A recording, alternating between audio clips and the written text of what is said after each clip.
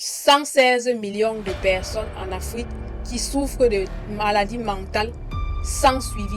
4 fois la population du Cameroun. D'après une étude qui a été réalisée par l'OMS, beaucoup plus d'enfants qui naissent avec des traumatismes, des maladies mentales, des problèmes psychologiques, physiques, des dépressions très tôt. Les Noirs venus d'Afrique subsaharienne avaient 7 fois plus de chances de vivre un épisode psychotique que les Caucasiens.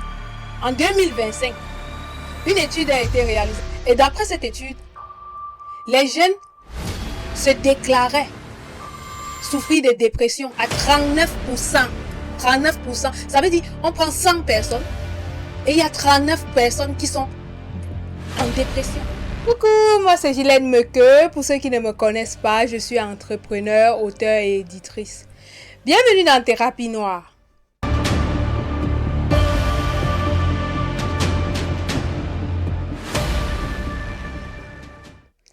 Pendant que tu écoutes ce podcast, quelqu'un est peut-être en train de sombrer quelque part. Peut-être un ami. Peut-être une amie. Peut-être un frère. Peut-être une sœur. Et tu sais le plus étonnant dans tout cela? C'est que personne ne se rend compte. Parce qu'on continue toujours à sourire. On continue toujours à poster sur les réseaux sociaux. Parce qu'on continue toujours à travailler. Et parce qu'on répond encore, ça va. Alors que peut-être au fond, quelque chose est en train de se rompre. Quelque chose est en train de se briser. Tu sais, dans de nombreuses familles noires, on ne remarque la souffrance mentale lorsqu'elle devient impossible à cacher. Lorsqu'il y a une crise, lorsqu'il y a un drame, lorsqu'il y a une hospitalisation. Mais avant cela, on appelle à être fort. On appelle à encaisser. On appelle à supporter. Et quand ça devient trop lourd, on appelle à prier et avoir la foi. Et parce que on a peur du regard des autres. On a peur de faire honte à la famille. On a peur d'être rejeté. Alors, on cache les addictions. On cache les agressions sexuelles. On cache les pensées suicidaires. On cache les violences physiques et morales. On cache même les maladies mentales. Comme si quelqu'un les avait choisies. Mais laisse-moi te poser une question. Juste une question. Quel est le prix de ton silence? Parce que je sais, parce que tu sais, que le silence n'a jamais été une thérapie. Bien au contraire, le silence prolonge la souffrance. Et quand la souffrance est très forte, elle se transmet d'une génération à une autre. Oui, on n'hérite pas que de ces gènes. D'après des recherches scientifiques sur la génétique, notamment l'épigénétique, nous recevons également, au-delà des gènes de nos parents, nous recevons également leur vécu. Certains facteurs qui influencent nos gènes, qui sont liés au traumatisme. Et nous, Noirs, qui avons connu l'esclavage, la colonisation, la famine, la pauvreté, les guerres, les génocides, et toute cette histoire chargée en traumatisme que nous, Africains, nous, Noirs, dans le monde avons connu. Nous avons toujours reçu cela, mais sans jamais ouvrir la bouche pour parler, pour se libérer et arrêter de transmettre. Alors peut-être qu'aujourd'hui, on s'étonne de voir qu'il y a beaucoup plus d'enfants qui naissent avec des traumatismes, des maladies mentales, des problèmes psychologiques, physiques, des dépressions très tôt. C'est parce que quelque part, nous n'avons pas fait le travail pour nous libérer de ces chaînes. Et ce qui n'est pas transformé est transféré. Et donc, quand j'ai commencé à m'intéresser à la santé mentale des Africains et des Afro-descendants, je me suis rendue dans des centres psychiatriques en région parisienne. Je voulais voir, je voulais comprendre quelle était la situation réelle sur le terrain. Alors, à chaque fois, je me retrouvais toujours face à certaines interrogations. Pourquoi il y avait le plus de personnes dans ces centres qui me ressemblaient? Pourquoi il y avait autant de noirs en service psychiatrique? Alors j'ai interrogé les médecins et soignants.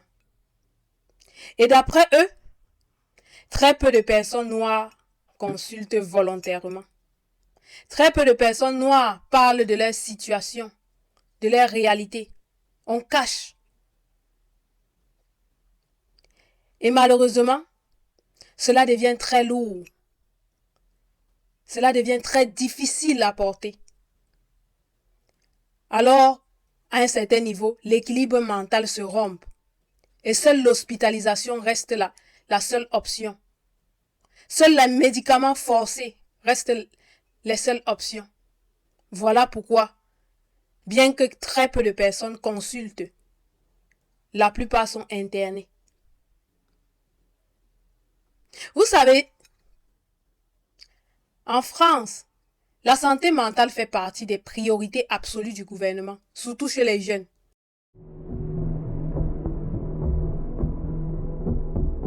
Donc, d'après une étude qui a été réalisée par l'INSERM en 2021, les Noirs venus d'Afrique subsaharienne avaient 7 fois plus de chances de vivre un épisode psychotique que les Caucasiens.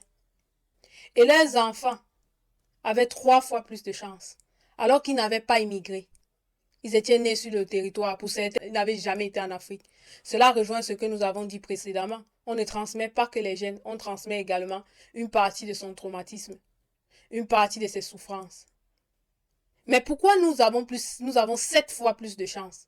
Parce que nous arrivons dans un territoire loin de nos repères, loin de nos amis, loin de notre famille. Et le territoire en lui-même, il est hostile. Hostile sur le plan climatique d'abord.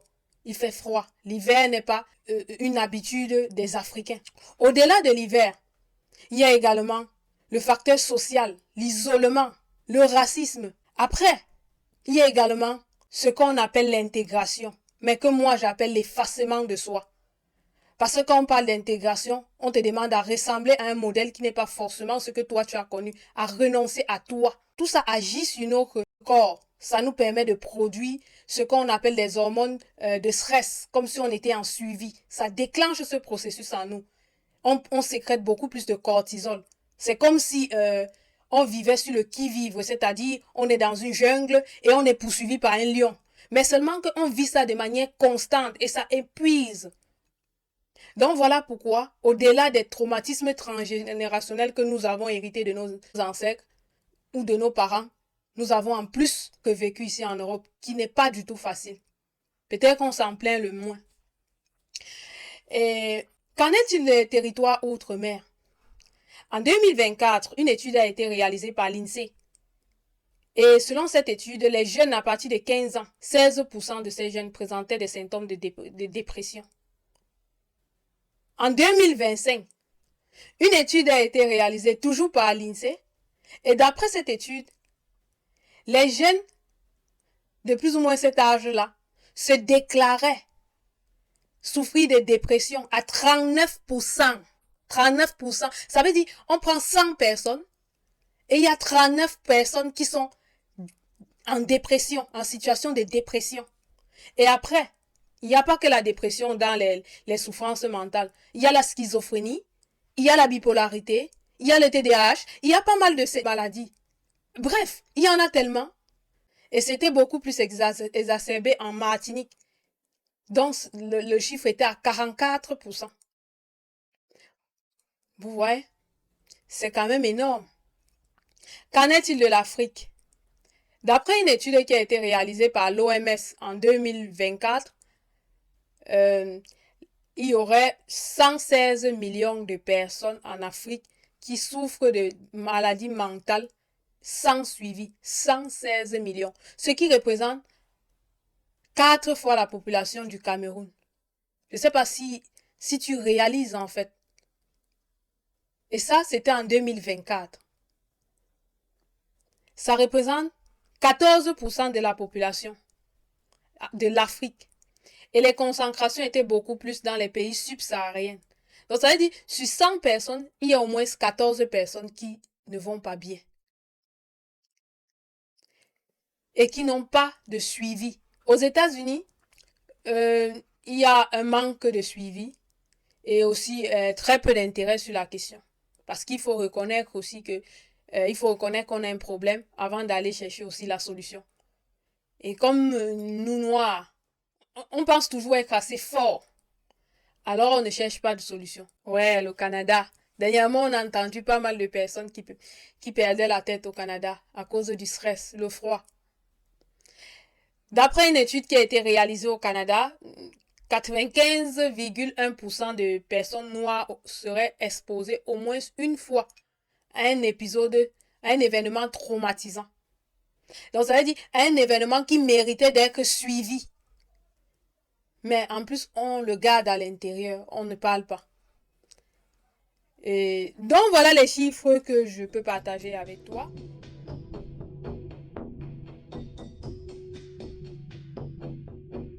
Partout où les Noirs s'installent, c'est le même paradoxe. On parle très peu de ce que l'on vit. On consulte moins. Mais on se retrouve beaucoup plus dans des centres psychiatriques, internés, forcés à prendre des médicaments. Alors, peut-être, supporter n'est pas une option. Peut-être, prier ne l'est non plus. Peut-être, derrière un manque de foi se cache une dépression. Peut-être derrière un mauvais caractère se cache un traumatisme. Peut-être derrière une paresse se cache un épuisement mental. Mais nous n'avons pas pensé à cela. Nous avons pensé qu'il fallait prier. Nous avons pensé qu'il fallait continuer à être fort. Les choses vont s'améliorer. Mais ça va de mal en pire.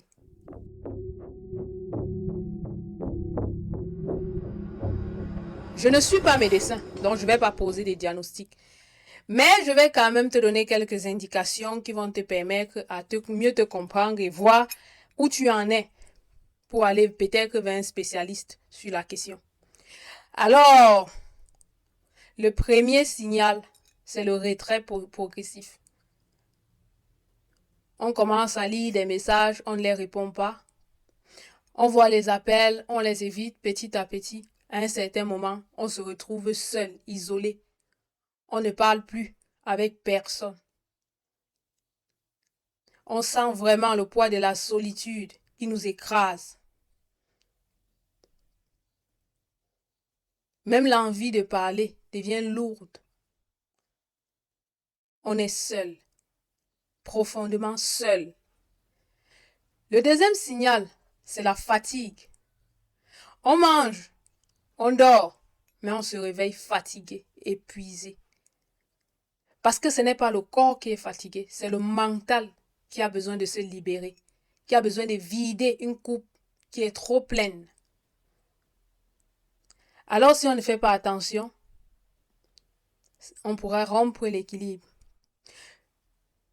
Le troisième signal, c'est de minimiser ce que l'on vit, de minimiser les deux premiers signaux, en se disant, il y en a pire qui vivent que moi.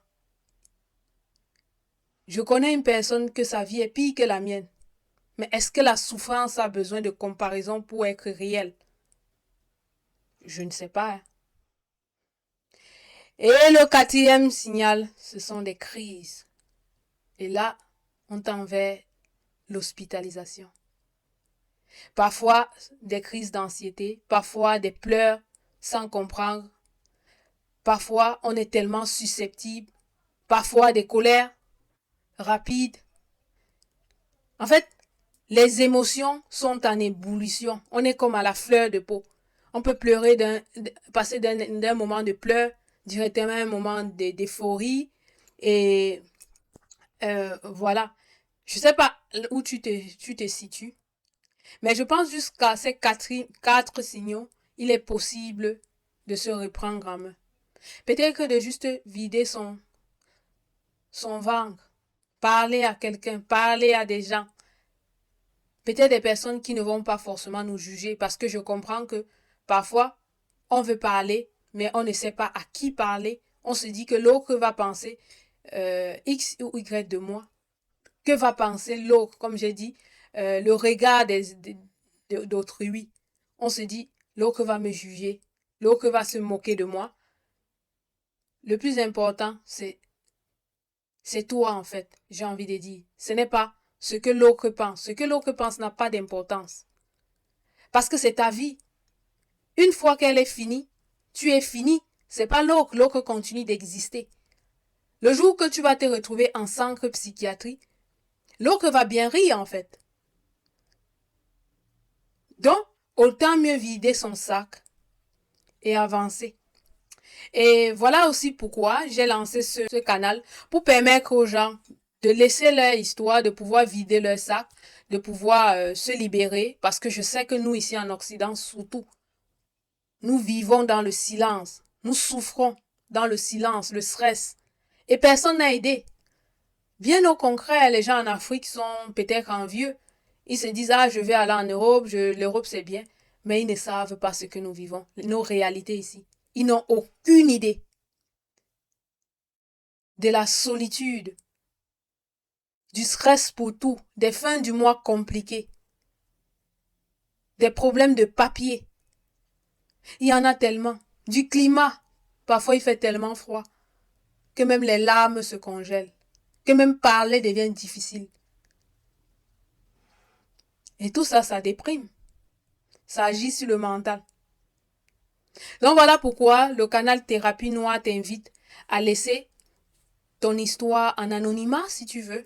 On pourra parler ensemble, je pourrai venir parler et tu pourras lire les commentaires et voir ce qui peut se faire pour toi, et j'apporterai aussi quelques petits conseils qui pourraient t'aider à mieux te sentir.